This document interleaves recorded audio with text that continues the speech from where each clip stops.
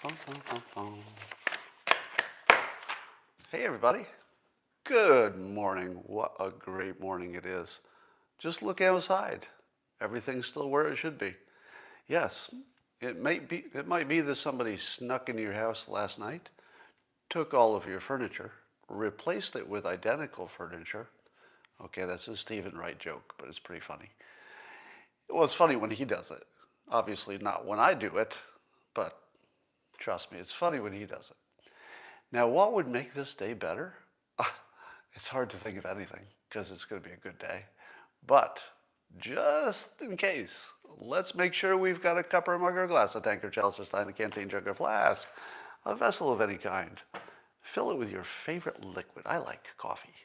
And join me now for the unparalleled pleasure of the dopamine hit of the day, the thing that makes everything better except media disinformation campaigns. Go.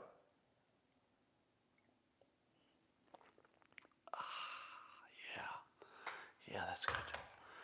That's good. Well, it seems that the recall effort for Governor Newsom here in California looks like it's either going to be successful or it's very close. They have more than enough signatures, but some of them will be challenged. So we don't know if it's quite enough, but it's looking like there's going to be another governor. Howard Kurtz made an interesting observation yesterday, I think.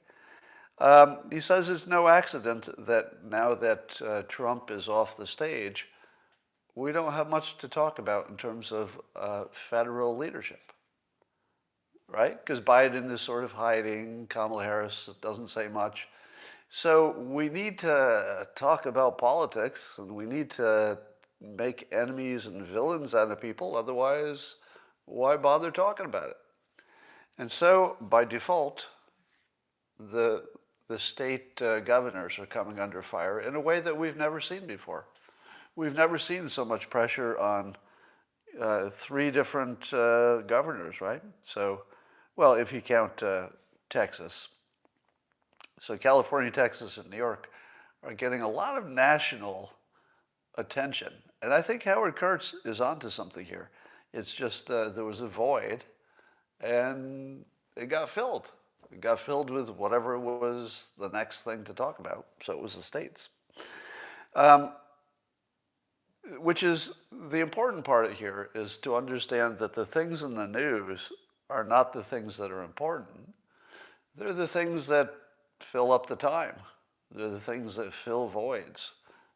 So you're not really, when you're watching the news, you're not watching some kind of top priorities or anything like that. Often they are, but that's not the purpose of the news, to show you the top priorities. All right, here's a question for you. It's a persuasion quiz. I'm gonna ask you who wins in this setup.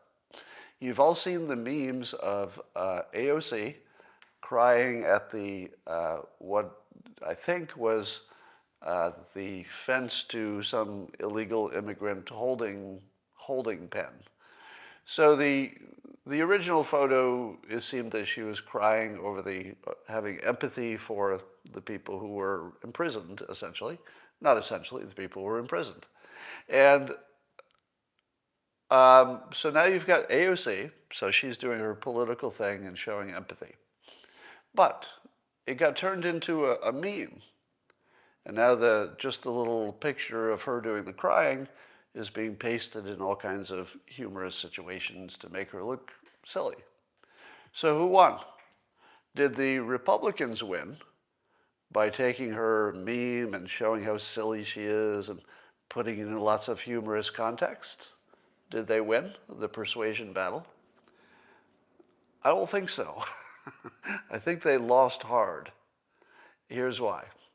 What is the most important thing in terms of persuasion? Well, if fear is not part of it, and in terms of this particular topic, there's not a lot of immediate fear. It's just something that needs to be addressed. So fear isn't there. What's the next most persuasive thing? Visual. Visual is persuasive. What do you think of every time you see the meme of AOC showing empathy? You know where it came from. You knew everybody who sees the meme knows it came originally from that context. All you're doing by sending that meme around is reinforcing the fact that AOC cares about people more than you do. It's a visual, and it shows empathy. It also shows power, because we're talking about her, right? If you're a politician and everybody's talking about you, that's power. What is the definition of charisma? It's the best definition I've ever heard. I didn't make this up myself, but it's a good definition. Charisma is power plus empathy. That's right. Every time that meme is shared, AOC gets more charisma, because you're reinforcing the fact that she has empathy. Oh, you think it's funny, and maybe it's, she's faking or it's misapplied or something. But the visual is her showing empathy. And that is way more important than your concept. Compare these two things: a picture of a leader showing empathy versus the other side says, wait, I got a concept to sell you. The concept is that although she's pretending to show her empathy, she's not really showing it. Those two things are not equal. One is a picture. A picture is really strong. That gets in your head, it lives there forever. A concept just sort of washes over you, in terms of persuasion. So, AOC wins every time that meme goes around by repetition, empathy, visual, persuasion against a concept. And the concept doesn't really carry very far, even when it's true. I've been asked often recently if there will be a Dilbert NFT. The answer is yes. How many of you don't know what that means? Probably most. If you're not aware, there are things called NFTs, which are essentially digital collectibles. Now, you should say to yourself, how does that make any sense? Anything digital can be just reproduced. You just take a screenshot, capture your screen. There's nothing digital that can't be reproduced. So how in the world could there be a collectible? And the answer is blockchain. Blockchain technology allows you to know for sure who was the first owner, legal owner, of a digital image. It could be a video, it could be a still image, anything. And because there is certainty about who owned it, you can sell it. So you can buy a collectible, just like you could buy, let's say, a baseball card. And it could be, an image of William Shatner. I think he's got some NFTs. Could be any kind of collectible, or a Dilbert image, for example. There'll be a number of them. We're under development. But because the blockchain knows for sure who owns something, you can sell it. And part of the benefit is that the original creator always gets a share of every future sale. Pretty good design, right? So that incentivizes the creators to make stuff, because they'll always share in it after it's gone, and people can collect them. Now, people used to collect my physical signature back in the peak of Dilbert mania, especially in the 90s. People would actually buy my autograph at autograph, swap meets and stuff. And sometimes they would check with me. They'd send me an image and say, just want to make sure I bought your autograph. Or sometimes I would draw a little Dogbert comic. And they'd say, I just want to make sure this was really you. And I would look at it and I'd say, sorry, sorry, definitely not me. So you bought a fake autograph. And of course, there are statistics that physical autographs are very often fake. Really, really often faked. As in, so often you wouldn't want to know. So that's in development. I won't tell you the angle we're going to take on the NFTs, but you'll like it. Elon Musk continues to be interesting, and he tweeted today, or yesterday, I admit to judging books by their cover. Is that a great tweet? I admit to, there's no, yeah, and then later he clarified that he meant that literally books. He wasn't making a metaphor about life. He was saying, no, literally books. I judge them by their cover. Now, the funniest thing about this is that someone else, after I tweeted that everyone does that, because everyone judges a book by its cover. We all do, right? And it's a pretty good method. It's a pretty good method because, among other things, the cover is going to have, is this a New York Times best-selling author? That's on the cover. What's the name of the author? Is it somebody, somebody I should listen to? It's right there on the cover. And then beyond that, I would say that if you can't come up with a good cover, maybe your book's not so good either, right? Maybe your publisher doesn't have their stuff together, so maybe they don't even pick good authors. So yeah, you can judge a lot. In the same way that you can judge people by their clothing, adjusted by income, of course, but you can judge people by their clothing. You can judge books by their cover. You're just not right every time. It doesn't mean you're right, but it's a pretty good clue. Somebody responded to my statement that everyone judges books by their covers by saying, I don't. So there was somebody who said he doesn't judge books by their cover. That's sort of a lower level of awareness, if I could say it that way. You don't have a choice. There's no decision-making involved. You can't opt out of judging things by their visual appearance. That's not even a thing. You could want to not judge a book by its cover, but you can't. You can't. It's not an option. So just the fact that Elon Musk tweets this, it just opens up everything from the conversation of free will to how do you make decisions without science, backing everything you do, because of course science couldn't do it. It's too busy. All right. So that was fun. Elon's always fun. Apparently the Biden administration is going to put out a report saying that the Khashoggi murder is being blamed on MBS. So Saudi Arabia's leader, MBS. Now, somebody tweeted, Olga Lautman tweeted, I'm relieved Khashoggi intel report officially blamed MBS of assassinating Khashoggi is coming out. But where is the investigation and information into what role Trump, Kushner, Pompeo, etc. played? Because, you can't just have stories. You got to blame people. Somebody's got to go to jail for just everything. Yeah, in today's world, if you get a job in politics, all the questions will be about when you're going to jail. And here's how I answered. Those people ignoring or playing the MBS thing the way they did, the outcome of that was the Abraham Accords. The outcome, the predictable outcome, and I say it's predictable because I literally predicted it in public a whole bunch of times.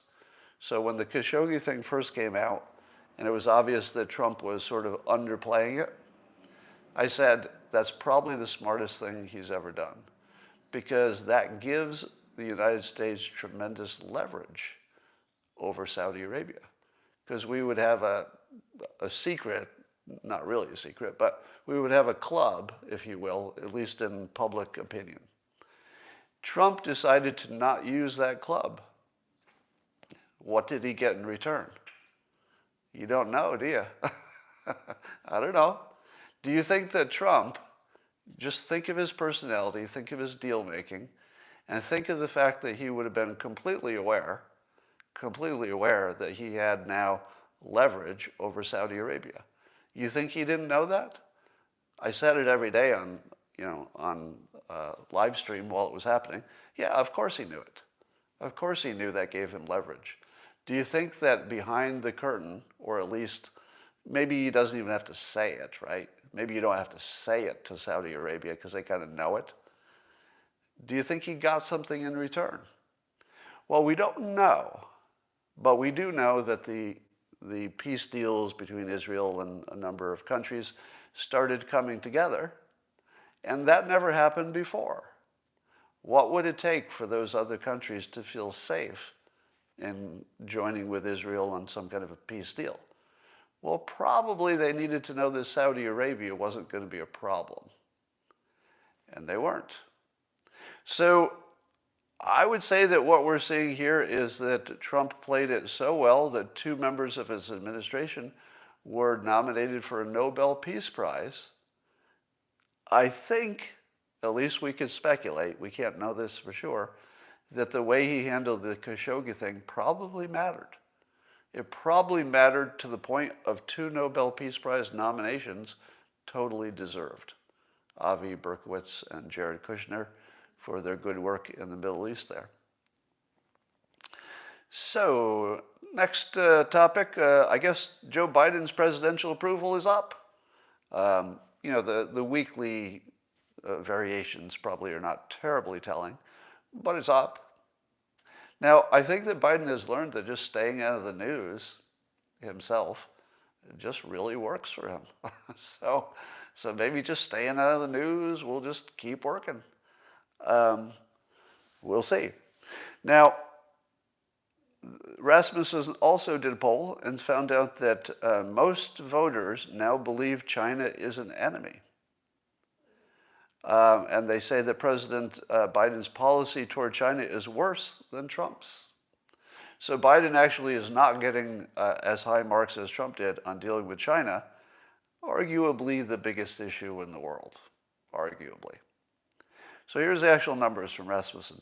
So 50% said Biden policy was worse than Trump on China. 50% say China's an enemy. 8% say they're an ally. 37 say somewhere in between, so not quite an ally, not quite an enemy, but somewhere in between. And 5% said not sure. So when you add up the ones that are not the ones saying that they're an enemy, some of them are unsure or in between. So there's a real dominant opinion that China is an enemy. Now let me ask you this. For those of you who have been watching me the longest, when was the last time that I was persuading hard about something and you didn't see it go that way? Now that doesn't mean that I made a difference, but I'm just asking you to make this observation, that when I have taken a strong stand on persuasion, on whatever it is, it always goes my way. Have you noticed that? Now some of it might be I'm picking the right side. I might just be good at picking the winning side, right? It could be just that. But it is also true that I am a trained persuader with a very large platform that is watched, or at least it was, watched by the White House and other people. I don't know if anybody in the Biden administration is tuning in. I haven't heard that, so I don't know that they are. But I'll just put it out there. I'm not going to take any credit for anything, but I don't know there are too many people who pushed harder to make China look like what they really are, an enemy to the United States. So I will take some credit for having been on the right side, and I will take some credit for having done my best to move the needle, and the needle moved. But that doesn't mean I can take credit for it, obviously. A lot of people, Gordon Chang, you can name lots of other names who have been pushing against China. So it was a group effort. This is a perfect example, I would say, of this interplay between government and people. Somebody in the comments says, you moved me. So there was somebody who was persuaded there. So we don't know how many, but somebody was. So let's see. That's enough about China.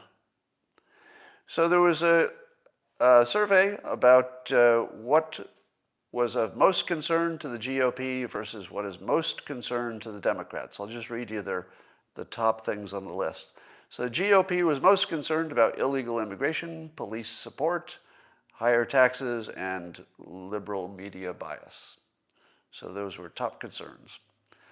Weirdly, the coronavirus doesn't seem to be on either team's top concerns. Jack Posobiec pointed that out. How could neither the Democrats nor the Republicans put coronavirus in their top 4. I guess everybody thinks it's kind of solved. We just have to wait it out. So, and that would be fair. I'm not sure I would have put coronavirus at the top, because I also think it's solved. I just think it's a waiting game now. We don't have to wonder if we'll beat it. We're going to beat it, right? So this is a given now. But here's what the Democrats had as their top concerns. Now, I'm going to remind you again the GOP. Illegal immigration, police support, high taxes, and media bias. Hold those in your head, and now see if you can find a pattern. What the Democrats are most concerned about are Trump supporters, white nationalism, systemic racism, and gun violence. What do all of those things have in common that the GOP does not have in common? Their issues are different. That's interesting. Somebody says the GOP is more about freedom. No, I don't see that. I don't see that. Yeah, the biggest difference is that the Democrat major concerns are based on media brainwashing and not based on reality. It's just not based on reality. Now, are Trump supporters really like the big problem in this country? I don't feel it. It feels like that's just a fake news sort of narrative that just got out of control. Same thing with white nationalism, which is really just another way of saying Trump supporters if you're a Democrat. And again, systemic racism, gun violence, each of these are the biggest issues, not because they're not real. Systemic racism is real. And if you're black, it's a pretty damn big problem. And if you're white and you like, or anything else, and you like fairness, it's a really big problem. So I'm not gonna say systemic racism is small, but the way they talk about it is not about the teachers' unions, which is the cause of systemic racism, or the biggest perpetuator of it, because it doesn't give a poor kid of any type a good chance of coming out of it. If you don't fix that, you're not going to fix systemic racism. You're not even going to get close. Education gap has to be closed, or forget it. Everything else you do is a waste of time. You got to close the education gap, and for that you need school choice. But so the Democrat, and even gun violence, I would argue, as big a problem as that is limited to certain places, right? In your town, is gun violence the big problem? I mean, Chicago, definitely. Yeah, Chicago is definitely a problem. But how about your town? Where would you list gun violence on your top priorities? I can't think of any in my town. I can't think of any gun violence in my town the whole time I've lived here. And I would think that a lot of you, I mean, most of you know somebody who got killed by a gun. I do know people who've been killed by guns. But not lately. So I wouldn't have put it in my top 4. So, but again, I think that depends where you live. So it's kind of really amazing that the Democrats are actually hallucinating about what's important. They're actually hallucinating. We told you yesterday that something like 44% of Democrats believe that over 1,000 unarmed black people are killed by police every year. The real number is 30. So, I mean, that's just a brainwashing problem, right? You don't go from 30 to 1,000 unless somebody's brainwashed you, because they felt pretty confident about their estimate. Somebody says 27, not 30, but it's in that range. So Luke Stark on Twitter says, you could say the same about Republicans, meaning that the Republicans are brainwashed to think that their issues are big. Is that true? Is illegal immigration an imaginary problem? Well, if you said how big of a problem is it at the moment, you could make an argument that it's under control.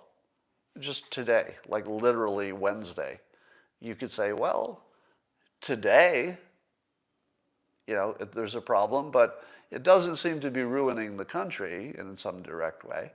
But the problem with illegal immigration is that it can go from whatever you think is manageable to something that isn't manageable in just a week, right?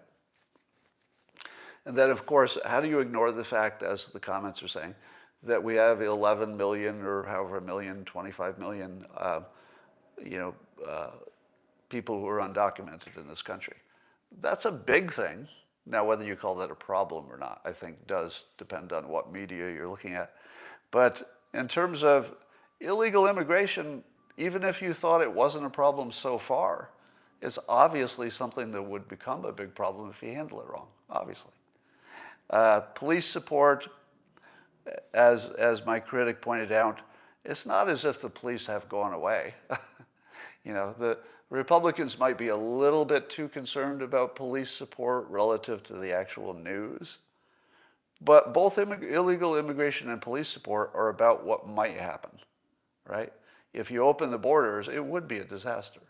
If you did defund police, which there's a lot of chatter about, it would be a disaster. So these belong at the top of people's worry list, even if you think it hasn't become a problem yet. You don't deal with the problem after it's a problem if you can get it early. All right. I'm seeing reports, Hannity reported it, et cetera, that 36 House Democrats signed a letter to see if they can change the situation where the president has the sole power of the nuclear launch. And they don't want Biden to have the power to launch a nuclear attack by himself. In other words, be the only decision maker. Now, what do you make of that? Is that Democrats who are saying, my God, even we don't trust Biden's mental capacity to launch a nuclear strike? That's one way to look at it. That's the way Republicans are looking at it. Here's another way to look at it. And by the way, they did not ask for this when Trump was president. So just think about this. Is the problem more of a problem than it was last year? It's not more of a problem than it was last year, having one person making the decision. Now, the way they're presenting it is that the problem is having one person do it. They're not saying Biden is the problem. They're saying the problem is one person. But that was the problem last year too, right?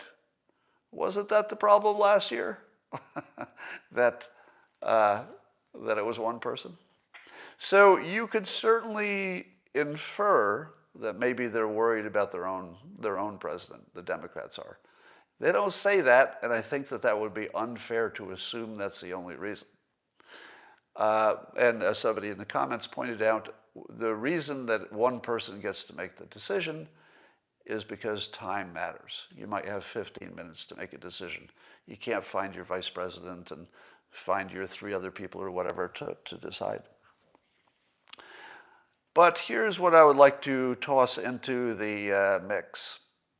The military would not launch a nuclear attack, even if the president ordered it, if it didn't make sense. Does anybody disagree with that statement? Because it's not like Biden is talking to the person who pushes the button. Biden's going to talk to the top generals or top general, and he's going to say, I've decided this, go make it happen. He's not talking to the operator, right? Now you could say to yourself, but the military general has to comply with an order from the commander-in-chief, so therefore it really is just Biden making the decision and other people just implementing it. Not in the real world. In the real world, that general gets to decide, period. Does anybody disagree with that? The general gets to decide, even though the Constitution doesn't say it's his job.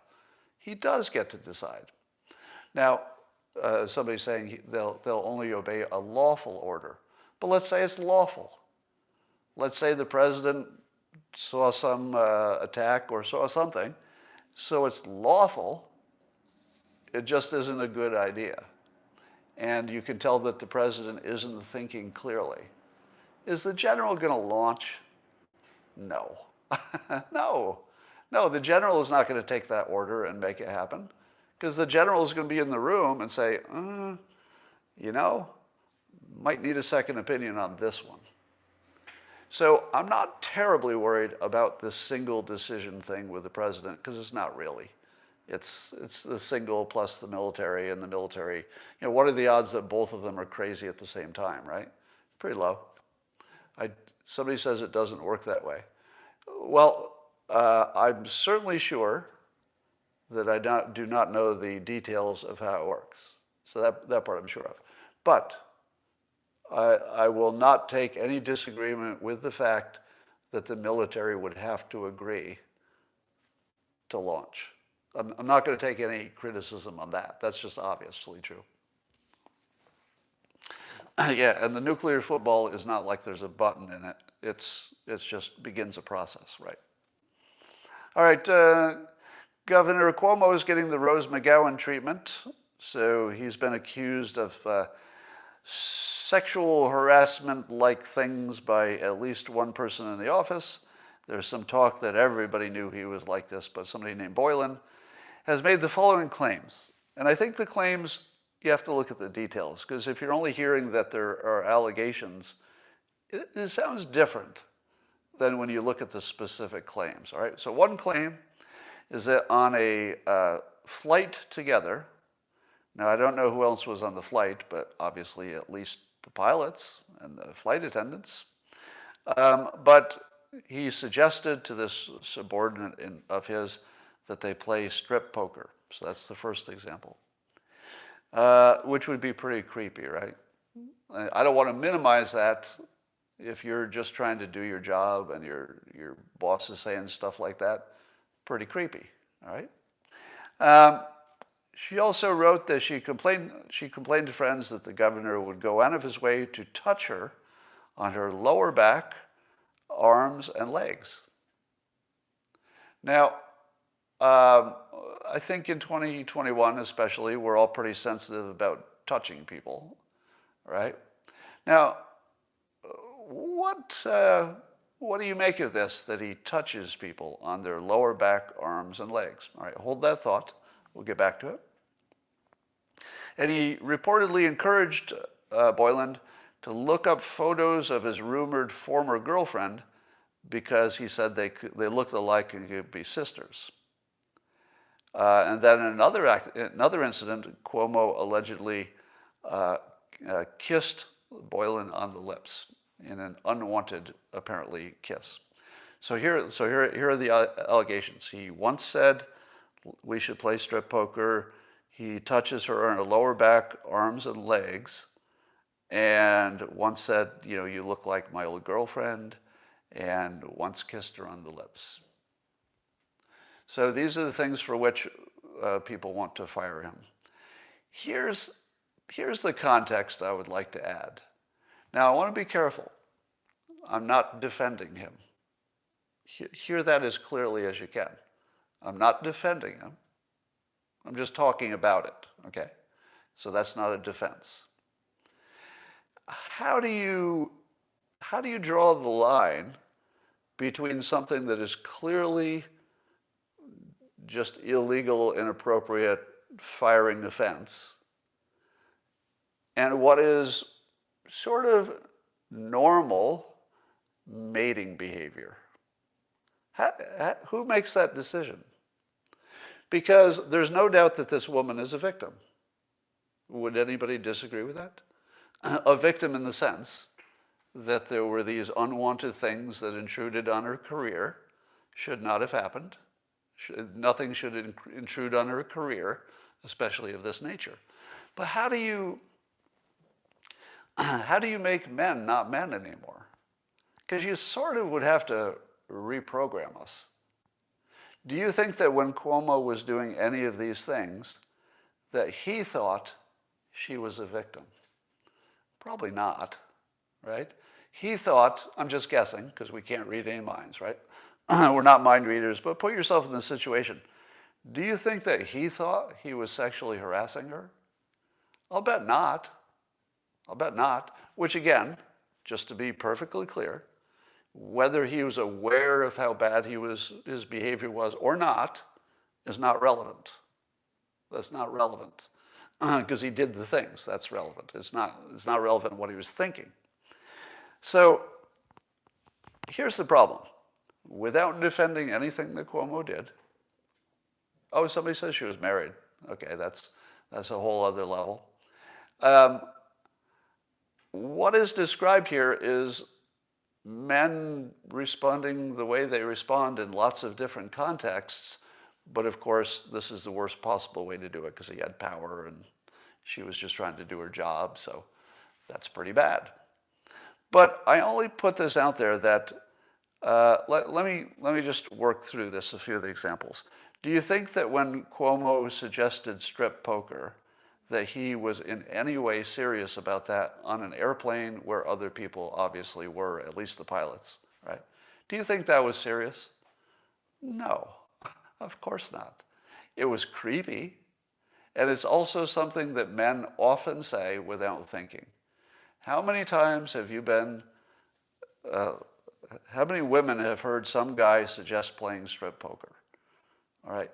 Men do it sort of as a throwaway line, maybe testing to see how she reacts, but it wasn't serious. There was no serious thing, I would imagine. Couldn't have possibly been serious. Secondly, when he touches her on her lower back, arms, and legs. That's, illegitimate in our modern times. But how much does he touch the men in his office? Wouldn't you like to know? Does he touch the men? Because some people are just touchy. Now, touching people on their lower back often is in the context of holding a door. Fairly common. Have you ever held a door for a woman, and then just to make sure that you're making sure she goes first, you sort of just put your hand behind, like just a light touch on the lower back, just at a moment, just to clarify that you're asking them to go first. I think most men have done that, right? Most men have done that at some point in their life, but usually with somebody they know better and not necessarily in a work situation, which makes it creepy. So was he thinking at the time that he was being creepy, or was he doing what he always does when he holds a door? Don't know. Somebody says he never touches the men, idiot, in all capital. Do you think that's true? Because there are people who do touch men and women. Now, somebody's saying it in all capitals and shouting it at me, but is that true? Because I can tell you that back before it was illegal to touch everybody, it wasn't unusual that I would touch a man on the arm in a work situation, even if I were a boss. Just sort of get attention. Even in schools you see it, like if there's a kid misbehaving, one of the best things that teachers learn to keep a kid from misbehaving is you just walk up to them and you put your hand on their shoulder. That's it. You just put your hand on their shoulder and the kid will settle down. Now, again, I'm not defending him. I'm just saying that it's a knotty question whether you want to stop this kind of behavior in all of its forms. Again, agreeing that it's bad behavior, inappropriate in the workplace. No argument on that, right? But how do you deal with it? Let me ask you a question for the comments, okay? In the comments, tell me how many of you personally, all right, and this has to be personal, how many of you personally have had a sexual encounter with a boss or a subordinate? Doesn't have to be a direct subordinate. It could be just somebody lower level in the company. In the comments, how many of you, yes or no, have ever had a sexual contact with a workplace subordinate or superior? Let's see in the comments. I have, yes, no. Student, yes, yes. Fist pump. Okay, you're funny. Somebody says, you're working this too hard. I'm almost done. The married part, you can all put your own judgment on, right? Like, I'm not defending any of it, so you don't have to argue with me about it. It's interesting how many people are not answering the question. That's pretty interesting. Look at all the yeses. Now you're seeing, let's see, more no's than yeses, but there are a lot of yeses, all right? I'm seeing it both on YouTube and Periscope. Look at all the yeses. So everybody here who is jumping on Cuomo, just consider the context. Just consider the context. So I'm not defending him, just saying it's a pretty widespread thing. All right, we now know that another racism hoax has emerged, I guess a few years ago in 2018. An elite Massachusetts liberal arts college, there was a woman who complained about racism, and now we know none of it was true. It was all made up. And it ruined several people's lives.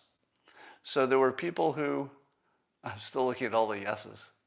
Somebody says yes and married him. A lot of people got married to people that were different levels in their own company. Somebody says, let's see, who is this? Mr. Brocky says in all capital letters, Scott, defending molesting a married lady. Am I doing that? Did you see me do that? Did you see me defending, even though I stopped every 10 seconds to say, I'm not defending, I'm not apologizing for it, it's all bad behavior? Did anybody see that? Well, you're too dumb to be on this, so you are blocked forever. Smart people only. All right, moving on. Is there a name for the psychological disorder where you see white supremacists everywhere?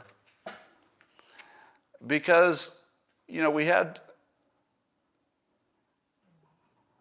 what am I hearing? There's something bad happening around my house somewhere. Okay. So we had Trump derangement syndrome to describe people who were temporarily crazy about Trump, but now we're seeing like legitimate people who think they see white supremacy everywhere. And I asked, is there a name for that medical condition? And there is, apophenia. So Apophenia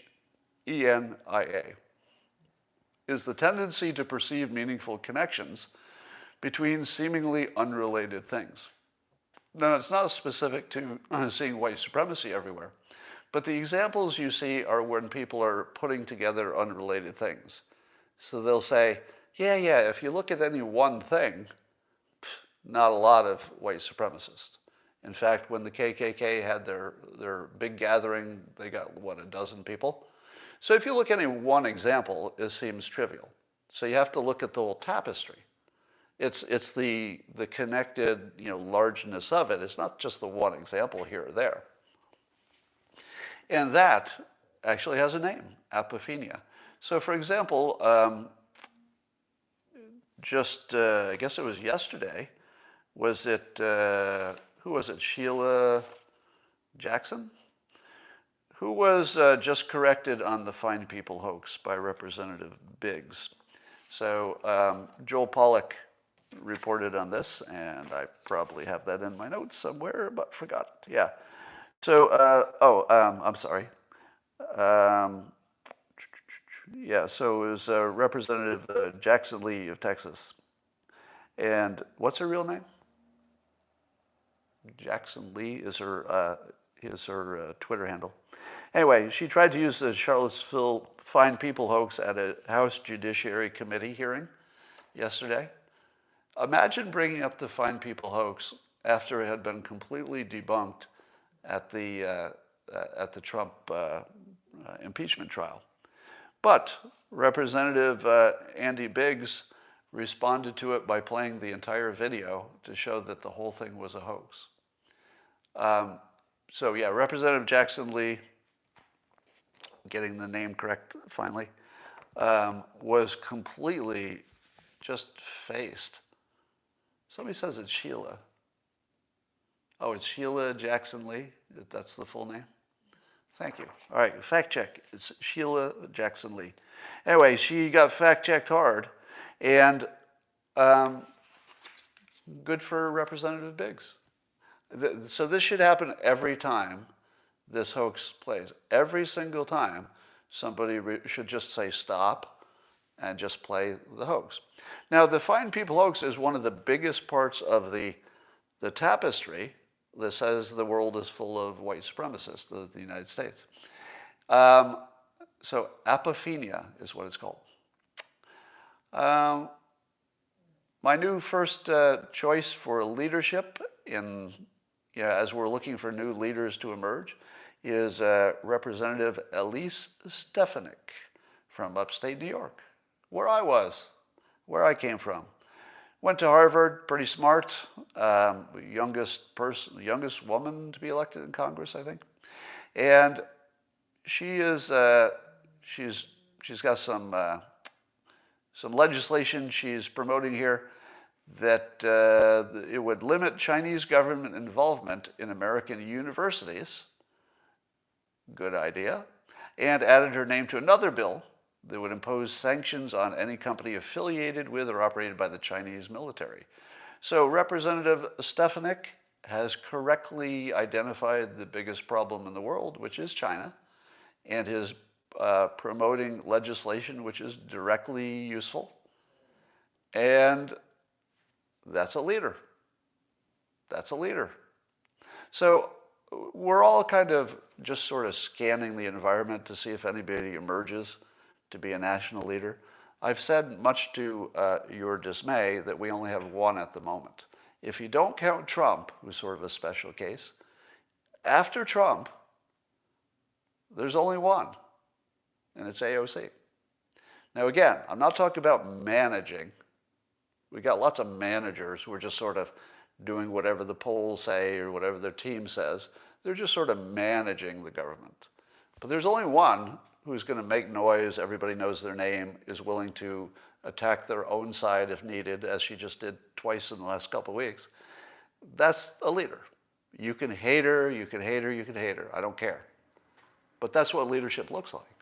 There's only one, and we're waiting for more, right? Because you don't want to have one choice. Maybe Elise Stefanik is a possibility. All right, let's talk about the mystery of coronavirus with India and Sweden. Why do India and Sweden both have mysteriously good outcomes? Sweden is mysterious because they didn't do the harsh lockdowns, although they are considering it at the moment. And India is a mystery because their problem seems to have decreased just like everyone else's, but there's no reason for it. They don't have enough vaccinations. The season didn't change. They just don't have a reason for it. So here's some of the speculation. For India, the speculation is that, at least I guess in Mumbai, the Mumbai slums, about half of the population has been infected, so they may have antibodies. And then also in, there's at least one other city, Delhi, that has been 50% infected. So in the big population centers, they may have so much infection that the virus isn't spreading as well. But they also have younger people, and I know somebody here is going to say they give hydroxychloroquine. I rule that out as an explanation. At this point, hydroxychloroquine I don't think even makes sense as an explanation. Right? I see it in the comments, but I don't think it makes sense because it would just be too obvious if it were. Right? Nobody would be talking about India being a mystery if that was the answer to the mystery. It would just be really obvious if it was just hydroxychloroquine. So I think you could completely rule that out as being a big factor. I think you could still allow that it might be a small factor. I don't think that's been eliminated from the possibility set, but it's definitely not a big factor. We would know that by now, absolutely. Same with ivermectin. Whatever ivermectin does or doesn't do, we would know by now if it's changing the result in some countries and not others. And I'm sure we would know that by now. And then Sweden, the other mystery, is that why did they do so well without the lockdowns? Now, of course, that's being presented on the internet as proof that lockdowns are not effective. But, as others have pointed out, and I didn't really look into this until today, do you know the percentage of people in Sweden who live alone? One person in the household. Take a guess in the comments. Let's see your guesses. Percentage of households in Sweden that have one member. So this would include largely the seniors and young people. Somebody said 100%. Don't be crazy. All right, look at your comments coming in and see how they're all over the place. 40, 66, 45, 25, 33, etc. The answer is about 50%. Let's make sure I'm looking at the right numbers here. Yeah. And it was uncommon in Sweden in 2019, the most recent information, for children under 25 to be with their parents. So because of the social safety net in Sweden, when a kid turns 18, they pretty much leave the house because they can afford to do it. In the United States, you can't afford to leave the house necessarily just because you finished college or just because you're 18. Yeah, it's 50%. Now, what is the primary place that anybody gets an infection? In their house. That's the primary place. I think it's over 50%. They've narrowed it down to. And all of the other causes put together don't equal all the infections that happen in a house. Now, what is the percent for the United States? If 50% of the people in Sweden are living individually, how does that compare to the United States? Let's look at some specific states. California, it's 25%. Half. So Sweden has 100, well, no, let's not do dumb math. We'll just compare. Sweden has 50% of their people with one person in the household. California only has 25%. Now, for the whole country, yeah, I think it's higher. It's 30-some% in the United States, closer to 37%. But look at two places that got hit hard. New York State is 30%, 30.5. California is 25. That's gigantic. Gigantic difference. Yeah. This guy is hopeless. So, David, you won't have to worry about me anymore.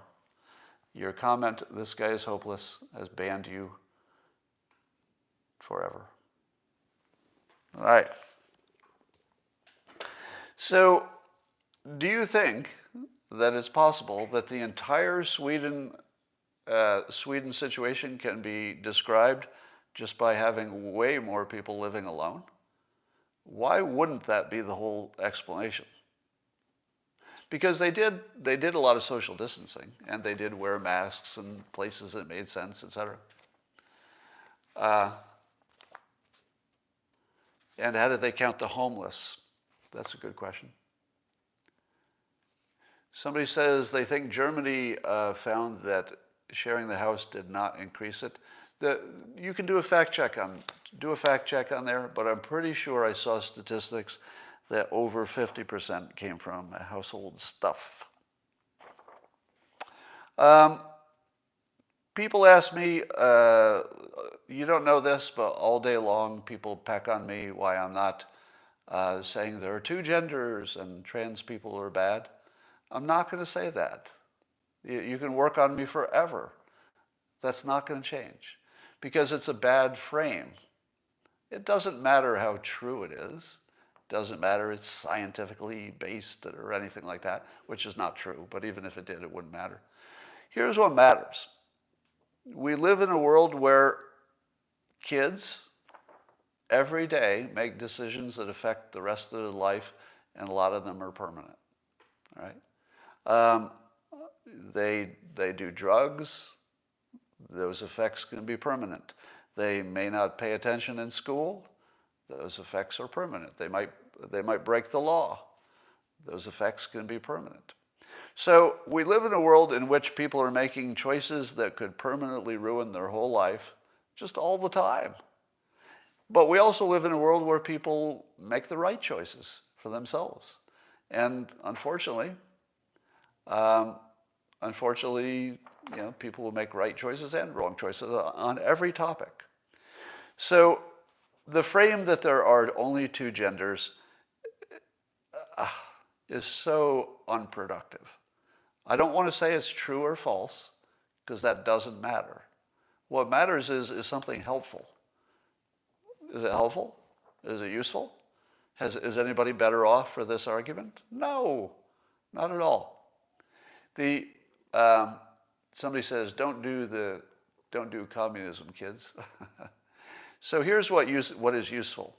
If you want a society in which you have, fairness and compassion and empathy and all that, the easiest way to think of life is everybody is infinitely different. I'm not like other white people. Sorry. I know you would like me to be like the white guy with all the white things, but I'm not like anybody I've ever met, whether they're white or not. I'm as different from every black citizen in this country as I am from every white citizen in this country. Now, not in terms of how society treats me, that's a separate question, but in terms of who I am infinitely different than everybody, and so are you. It's not because I'm so special. We're all unique. That's a useful frame. That's useful. Now you might argue and you're, oh, but you're not that unique, and there are groups that have things in common, and that's important. Okay. It's just not useful to talk like that. Because, the science is still going to do what science does. But when we imagine that people are on a team, you just get in trouble. And similarly with the transgender stuff, people are trying to convince me, Scott, don't you understand that kids will make the wrong decision and regret it for the rest of their life? Yes, I understand that. Who doesn't understand that? Who doesn't feel empathy for that? Who doesn't think you would like to have less of that? Everybody. Nobody's on any other side. If anything tragic happens to a child, I think we all wish it didn't happen. But we live in a world where you have the freedom to destroy your own life in any way you want. There are some laws that might make it harder, but you do have freedom. Now, in the real world, parents, of course, have a great control over their kids. And if the parents also agree to let a child make a decision which ends up ruining the child's life, at least the right people were involved. At least it was the people involved made the decisions. A lot of them are terrible decisions. A lot of them are awful. But I don't think you can change that. That's one of those things you can't change. Now, you can certainly do everything you can do to make sure people make better decisions. That would be good. I'd be all for that. I do think that you should also consider some kind of moratorium when it comes to people under 18. I think that's worth talking about, right?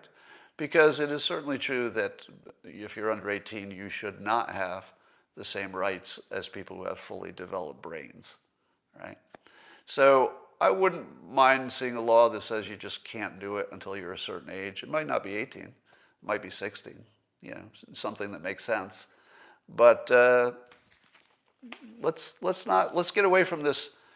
There are two genders, even if it's true. It's just so harmful. It just turns it into a fight. And it doesn't need to be a fight, right? It just doesn't need to be a fight. Is there anybody, on any political realm who thinks that they would like to see a child make a life-destroying decision at age 8? No. Nobody wants to see a child destroy their life at age 8. If you can avoid it, but you also need to give people their freedom. All right? So it's always going to be a balance, but there's two genders doesn't get you anything. It buys you nothing, only trouble. All right, so that's what I say about that. And have I made everybody angry yet? Probably. I think I've said enough. Have I? What made you the most angry about today's live stream? Of the topics I mentioned, if you were here for the whole thing, which of my topics bothered you the most? Because I'll probably do more of those. No, I'm actually interested to see which one bothered you the most. Somebody says, what about the girls who want to compete in the Olympics? The Olympics is bullshit. The Olympics should just go away. I think the Olympics is some of the worst things that we do to children. Think about all the children who spent their whole life doing ice skating training and then never even made it to the Olympics. And that was their life goal. I think the Olympics is child abuse, frankly. That's just my opinion. So I don't think we need to fix the Olympics. Just get rid of them. It's just trouble. It's not fun anyway. All right, the Cuomo stuff. Oh, people are saying that the Cuomo stuff bothered them the most. Now, did it bother you because you thought that I was defending him? Or did it bother you, is that why? So even though I said 12 times, I'm not defending him, is the reason that you're bothered is because you say I defended him? Because I think that's what's happening. Even though I didn't. All right. Oh, UFO investigations. I'll talk about that another day. Somebody says, your obsession with AOC bothers me a lot. Well, you know you get blocked for that, right? So I'm going to block you for that. So everybody who says that I have some kind of obsession with AOC is going to get blocked, because I just don't want people like that in my world. Did I have an obsession with Trump? I'm going to talk about the people who know how to do persuasion, all right? Now, if you don't want me talking about people's persuasion talents objectively, then you definitely should not be part of these live streams. The most useful thing you can get out of this is when I talk about people you don't like using techniques that you could use, right? So the idea of talking about AOC is so you can learn what she does, understand it, and borrow those techniques and incorporate them. It's the same reason I talked about Trump that way. So you could take his techniques, understand him, and incorporate it. Same thing. But you won't have a choice to do that because you got blocked forever. All right, that's all for now, and I will talk to you. I will talk to you later. Bye for now. And you YouTubers,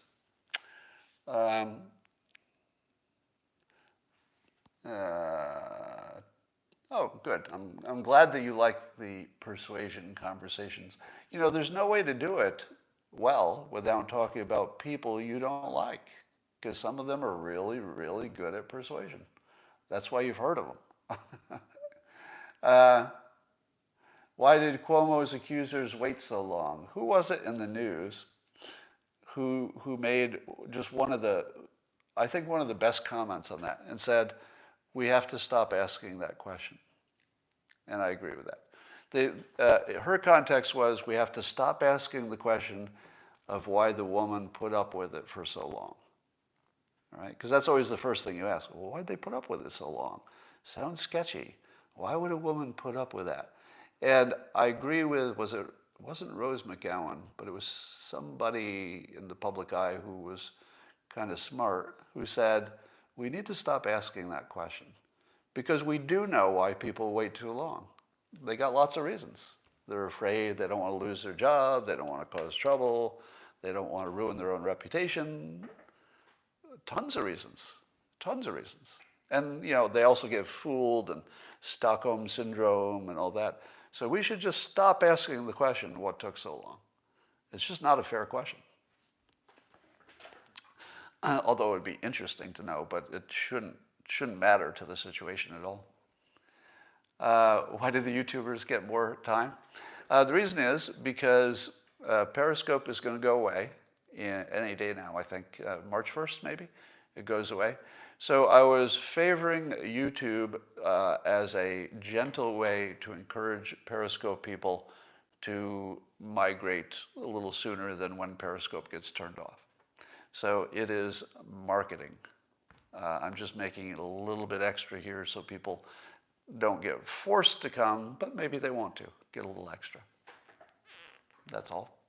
All right, that's all for now.